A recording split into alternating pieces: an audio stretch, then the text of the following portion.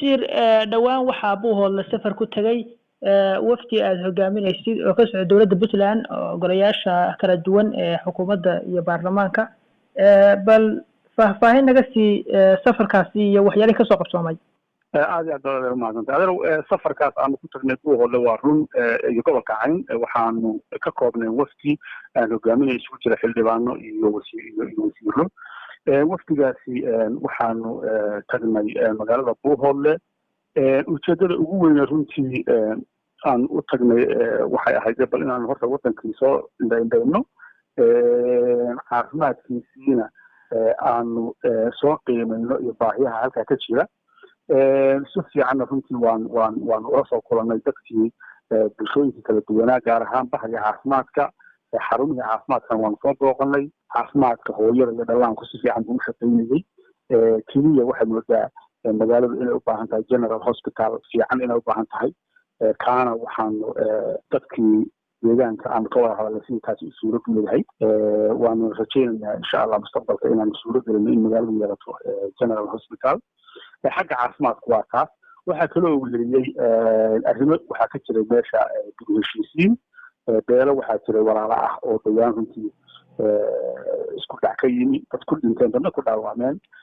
waxay ahayd arrimo muddo soo noqnoqday oo runtii iska nasiib darro ah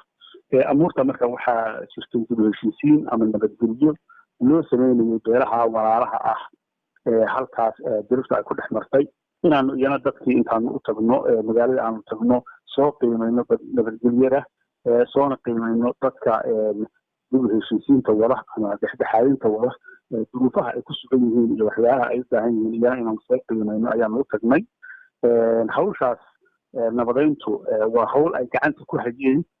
ismada deegaanku ay gacanta ku hayeen iyo weliba ismo kale oo deegaano kale uga yimid iyaga ayaa hawsha horumare ka ahaa iyaga ayaana heshiisiinaya beelaha iyagaanu ku kalsoonahay iyagaanuna u daba fadhiisanay inay hawshaan noo qabtaan annagu keliya waxa weeye wixii makaaniyaada aanu ku caawinayno dadka hawlahaas wada iyo dadka deegaanka ayaanu meesha u tagnay inaanu soo qiimayno si fiicanna runtii way noogu soo dhammaatay marka wasiir deegaanadii lagu dagaalamay waftigu ma gaareen mise magaalada Buuhoodle kaliya waftigu ku ekaa magaalada Buuhoodle maanaan dhaafin iyo agagaarkeeda ku dhow dabcan mar kasta wada tashi ayaa waxay naga dhexeeyeen dadka odayada ah waxaan hawshan waa hawl dhaqan hawl dowladeed ma aha marka iyaga ayaanu uga dambaynay iyaga ayaanu faraha uga qaadnay iyaga ayaana hawshaa wada waxaana ugu maqaala hawshaas runtii inay meel fiican u marayso dadkuna ay rajaynayeen nabadgelyo waarta in halkaa lagu gaaro ma jirtaa wasiir inaad marka hore isku daydeen inaad halkaasi tagtaan balse ay jiraan in laydinka hor istaagay may ma jirto absolutely ma jirto marna nooguma jirin qorshaha inaanu deegaanada dagaalada laftooda ay ka dhaceen odayaduna garka ku naqayaan inaanu tagno oo isu taagno marna qorshaha nooguma jirin laakiin waxaanu la kulannay odayadii qaar ka mid ah dadkii hawshaa waday qaar ka mid ah ayaa noo yimi oo aanu la kulannay iyaga xogta la siiyey laakiin anagu marna cidina nama hor istaagin mar kasta waxaanu qiimeynayay nabadgelyo odayadaasi si ay u noqdaan dad magaranaysaa hawshooda si xora u wata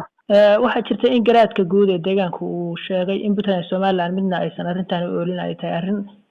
nabadeed oo dadka deegaanka ay tahay in ismadu ay go'aan ka gaaraan marka horeba haddii sidaas garaadku sheegay maxaa keenay in Puntland wafti u tagto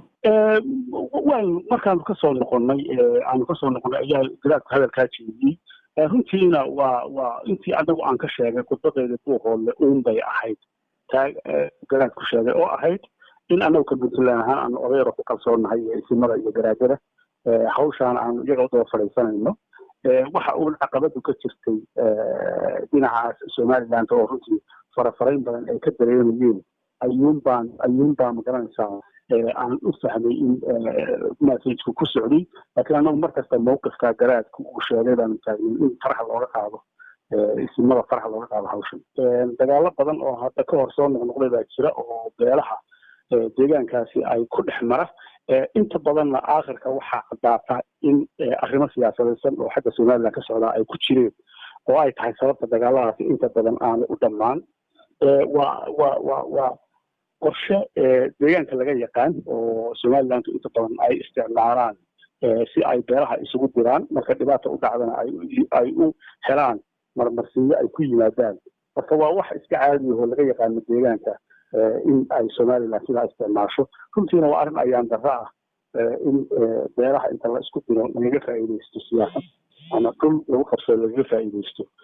waa arrin ayaan darro ah oo mudan in laga waantoogo oo arrintaa la iska daayana waa arrin mudan waana arrin la ogyahay runtii in deegaanka falalkaas oo kale laga sameeyo wasiir laakiin soo ma habboonayn in haddii somaliland ay beeraha isku dirayso puntland ay arrintaa tallaabo ka qaado oo maadaama maamul uu hawsha faraha kula jiro maamulka kale ay ahayd inuu jawaab ka bixiyo maamulka somaliland marka uu beeraha isku dirayo waxa aad adigu kaaga banaani waxa weeye inaad opposite ka istaagto ah inaad beeraha heshiisiin u samayso wacyigelinna u samayso puntland runtii hawl fiican bay ka qabataa in ay beeluhu markay dagaalamaan dadna u dirto erbena u dirto wacyigelinna u samayso una sheegto arrimahani inay yihiin arrimo siyaasadaysan dadkuna ay ka feejignaadaan inaan la isku dirin markasta danaha deegaanka iyo dadka iyo nabadgelyada deegaankana dowladda puntland si daacadnimo ku jirto oo ehelnimo ku jirto ayay uga shaqaysaa deegaanadaas aad iyo aad ayaad u mahadsan tahay kaasi waxa uu ahaa wasiirka wasaaradda caafimaadka dowladda puntland